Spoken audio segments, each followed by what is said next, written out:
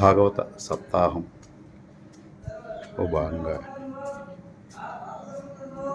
పొంగండ చింతామణి గణపతి మందిరంలో జరుగుతుంది.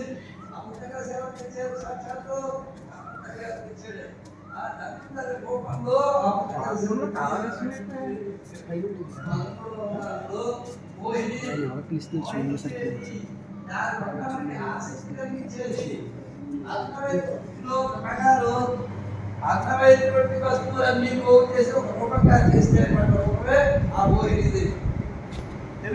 అలాంటి మోహిని అవతారంలో ఇది ఆమె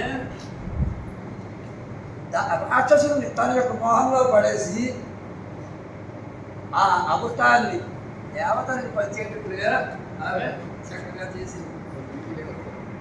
పద్నాలుగు అవతారంలో నరసింహ రూపంతో ఎంతో భయంకరంగా ఉగ్రంగా ఉండి ఆమె హిరణ్యకశిపుని సంహరించారు.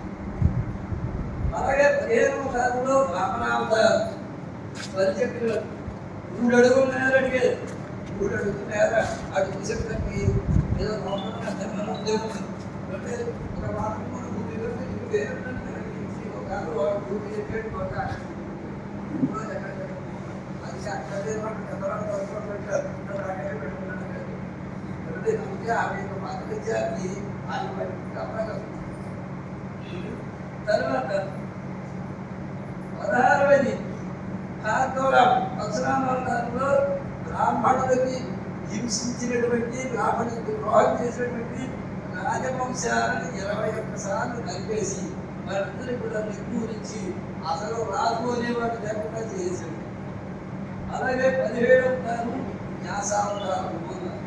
అందుకే న్యాసుడు అనేది ఒక పెట్టడం లేదు. ఏదో ప్రజాపతి అన్నవాడు కూడా ఒకడు కారణంగానే న్యాసుడు పోస్ట్ లాంటిది. ఏదో ఒక మనిషి చాలా కష్టమైపోయింది. అందుకోసం అలవాటు రాసింటే కూడా దానికోసం ఈయన ఆ వ్యాసుడు అవుతానంటే చాలా తేలిగ్గా మోక్షం పొందడం కోసం అందరికీ కూడా వేద వృక్షాలు శాఖలు ఏర్పాటు చేశారు. ఆ శాఖలు శాఖగా వేరు చేశాడు. అలాగే 18వ అవతారం యాత్ర యొక్క పనిగా సముద్రాన్ని అడ్డుకట్టడం కోసం రామావతారంగా అవతరించాడు.